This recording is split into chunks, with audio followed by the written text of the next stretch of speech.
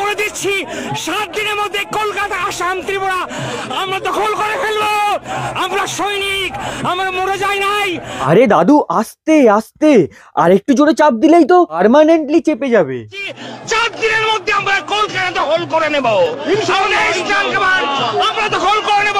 Recent টাইমে কলকাতায় কোথাও লঙ্গর করে খাওয়াচ্ছে, এই খবরটা তো শুনিনি। তাহলে কলকাতায় আসছো কেন দাদু? কল্পনা করাটা কত সহজ, কিন্তু কল্পনা থেকে আলপনা আঁকা কঠিন। ওটা কিন্তু সবার দ্বারা হয় না। আর সেটা যদি বাংলাদেশের এইসব পাবলিক হয়, তাহলে সেটা তো ডুমুরের ফুল। নিজেদের দেশে মারপিট, যুদ্ধ, ভাঙচুর হচ্ছে, তাও আমরা বলে দিচ্ছি 7 দিনের মধ্যে কলকাতা, আসাম, ত্রিপুরা আমরা দখল করে ফেলবো।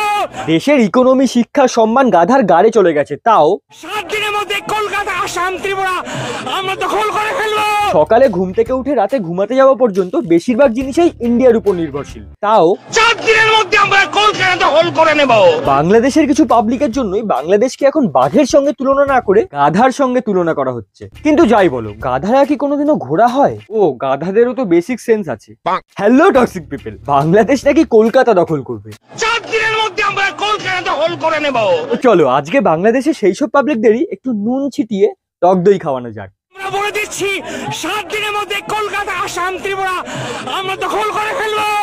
আমরা সৈনিক, আমরা মরে যাই নাই। বুড়ো বয়সে ভীমরতি হয় শুনেছিলাম, আজকে সেটা দেখেও নিলাম। কলকাতা দখল করা কত সহজ মনে করছে এরা। আরে দাদু আসো না কলকাতায়, পকেটে পরোটা গুজে দেবে। রিসেন্টলি কিছু পাবলিক বাংলাদেশের শেখ হাসিনা সরকারকে আন্দোলন করে উচ্ছেদ করার পরে ভাবছে ওরা যা চাইবে তাই করতে পারবে। তারা আর যে কোনো দেশকে নিজের আয়ত্তে আনতে পারবে, কিংবা হারিয়ে সেই দেশকে দখল করতে পারবে। কিন্তু এদের কে বোঝাবে? খেয়ালি পোলাও খেয়ালেই টেস্টি হয়। ভারতকে যে ট্রেনিং আমরা নিয়েছি, যে যুদ্ধ আমরা করেছি, আমরা শুধু 2 লক্ষ সৈনিক না, আমাদের সাথে 18 কোটি জনগণ আছে। আমাদের ট্রেনিং, আমাদের দক্ষতা ভারতের চেয়ে অনেক বেশি। আমিও মাঝে মাঝে ভাবি, ক্রাশকে নিজের মনের কথা বললে ক্রাশ আমার প্রেমে হাবুডুবু খেয়ে এখনই আমাকে বিয়ে করতে দৌড়াবে। কিন্তু বাস্তবে তো। হ্যালো, একটা কথা বলবো? আমার না তোমাকে খুব ভালো লাগে। I love you. ছেলে, তুই পুষ্পা মুভি দেখে নিজেকে বড় ফায়ার ভয় ফেলেছিস নাকি? একটা থাপ্পড় মারবো, সোজা বাংলাদেশে গিয়ে পড়বি না। বাংলাদেশে এখন সবচেয়ে বড় বিপর্যয়কারী হচ্ছে ইসকন। ইসকন হচ্ছে হিন্দুত্ববাদী, উগ্রবাদী এক সংগঠন। যে কোনো ধর্মের মূল মন্ত্র কি? শান্তি। সুখে শান্তিতে একত্রিত হয়ে জীবনযাপন করা। আমায় বলো, কোন ধর্মে লেখা আছে অন্য ধর্মকে আঘাত করে নিজের ধর্ম জোর করে তার উপর চাপিয়ে দাও? সারা বাংলাদেশে ইতিমধ্যে এটা ক্যান্সারের মতো রূপ ধারণ করেছে। যে নিজের ধর্মকে সেরা প্রমাণ করার জন্য অন্য ধর্মকে ভুলভাল বলে, সে আর যাই হোক আল্লাহ ভগবান গডের সেবক হতে পারে না। বাংলাদেশে রিসেন্টলি সংখ্যালঘু হিন্দুদের উপরে অত্যাচার,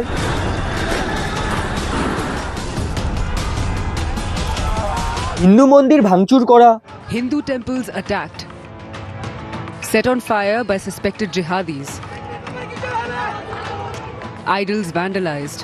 মেয়েদের সঙ্গে নোংরা নোংরা ব্যবহার করা, ফোন নিয়ে নিয়েছে, আমরা মেয়ে, আমাদের গায়েও টাচ করেছে, আমার পার্সোনাল সব কিছু নিয়ে গেছে। আরো বিভিন্ন দুষ্কৃতিমূলক ঘটনা সামনে আসছে। বাংলাদেশের আইনে বলা আছে বাংলাদেশ ইসলামিক কান্ট্রি হলেও হিন্দু, বৌদ্ধিস্ট, খ্রিস্টান সবার সবকিছুতে সমান অধিকার আছে। কিন্তু তাও বাংলাদেশে বর্তমানে সংখ্যালঘু হিন্দুদের উপরে অত্যাচার করা হচ্ছে।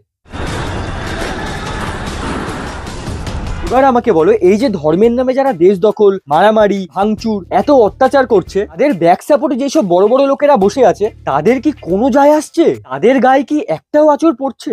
এরা সমাজে ক্যান্সারের মতো। ইতিহাস সাক্ষী আছে, রাজায় রাজায় যুদ্ধ হয়, মরে প্রজারা। ব্যাপারটা এখানেও সেরকমই। আমি আসার সময় দেখলাম আপনাদের এই অঞ্চলে ইসকনের মনে হয় একটা মন্দির আছে। এরা সমাজে ক্যান্সারের মতো। ক্যান্সারের একটাই আনসার, সেটা হচ্ছে এটা উগরে ফেলতে হবে। দেখো দেখো, এই একটা আপাতমস্তক অপদার্থ নিজের ধর্ম প্রচার করতে গিয়ে কিভাবে অন্য ধর্মকে তুলে ফেলে 2 ধর্মের মধ্যে মারামারি কাটাকাটি লাগাতে হয় তার পথ দেখাচ্ছে। এরা নাকি আবার নিজেদেরকে ধর্মের প্রচারক বলে। ধর্মে ধর্মে মানুষের মধ্যে মারামারি লাগিয়ে নিজেদের স্বার্থ সিদ্ধি বহুকাল থেকেই চলে আসছে। বাংলাদেশে নতুন সরকার আসায় দেশটা আরো রসাতলে চলে গেছে। দেশের শিক্ষা, অর্থনীতি, আরো বিভিন্ন পরিকাঠামো করার জায়গায় কিভাবে মারদাঙ্গা করানো যায় এই সব নিয়ে বেশি মাতামাতি ওদের। বাংলাদেশে ইউনূস সরকার এসে কিছু করুক চাই না করুক, জঙ্গিদের জেল থেকে মুক্তি আর হিন্দু মুসলিমদের মধ্যে মারামারি কাটাকাটি ভালোই লাগাতে পেরেছে। আপনাকে বলতে পারছি না। শীর্ষ সন্ত্রাসী 11 জন মুক্তি পেয়েছেন, জঙ্গিদের মুক্তি পেয়েছেন অ্যারাউন্ড 174 জনের মতো। আল কায়দা অ্যাফিলিয়েটেড গ্রুপের টেররিস্ট নাসিমউদ্দিন রহমানকে জেল থেকে মুক্তি আর পাকিস্তানের আইএসআই এর হিন্দু বিরোধী জামাতে ইসলামকে রাজনীতিতে অংশগ্রহণ করার অনুমতি দিয়েছেন। মানে দেশে একদিকে টেররিস্টদের মুক্ত করা হচ্ছে আর ধর্মের প্রচারকদের জেলে ভরা হচ্ছে। ধর্ম আর ক্ষমতার লোভে এত ঝামেলা, যেখানে হাজার হাজার মানুষ এত প্রবলেম ফেস করছে, সেখানে দাঁড়িয়েও এদের পাগলামি বন্ধ হচ্ছে না। আপনারা বাংলাদেশ সেনাবাহিনী যেটা দেখেছেন ৭২ সালের, সেই সেনাবাহিনী এখন আর নাই। আমরা এখন যুদ্ধোপযোগী এবং যে কোনো শত্রু মোকাবেলায় প্রস্তুত।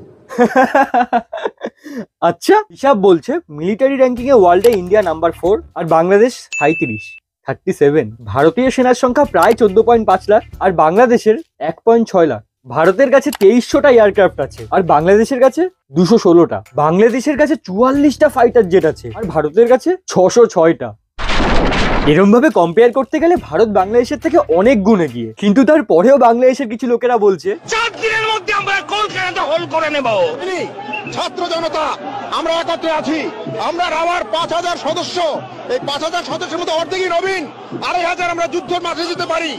আর এর সাথে যদি 30 লাখ ছাত্র জনতা যোগ হয়, তাহলে ভারত তো দূরের কথা, আমেরিকা আমাদের সাথে টিকবে না ইনশাআল্লাহ। আরে দাদু, নিজে কিছুদিন পরে মরবে, মরে যাও না। কেন শুধু শুধু ইয়ংস্টারদেরও মারার জন্য নিজের দলে টানছো? অ্যাকচুয়ালি বাংলাদেশের এইসব মানুষগুলো জানে কিভাবে ইয়ংস্টারদের মাইন্ড ওয়াশ করে যুদ্ধ লাগানো যায়, আর তাই জন্যই তো এদের ইউজ করতে চাইছে। আমরা আসলে ভারতের সাথে বন্ধুত্ব চাই, সমতা ও ন্যায়িকতার ভিত্তিতে।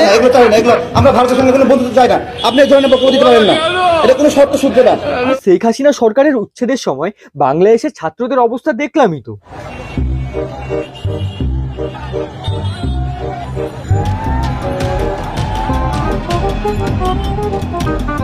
আর এদেরই তো মাইন্ড ওয়াশ করে যুদ্ধ করাবে, এটাই তো বাস্তব। আমরা মরে যাই নাই, আমরা সৈনিক, আমরা ট্রেনিং জমা দেই নাই। আমি লন্ডনে থাকি, আমি লন্ডন থেকে এসেছি।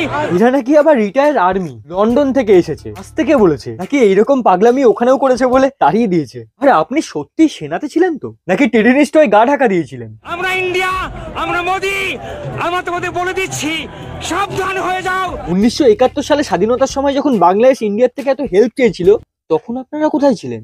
সাবধান হয়ে যাও। আরে বিনাশকালে বিপরীত বুদ্ধি হয়েছে আপনার, যান গিয়ে ডাক্তার দেখান। ও ডাক্তার কি দেখাবেন? ডাক্তার দেখানোর জন্য তো আপনাদেরকে ইন্ডিয়াতেই আসতে হয়।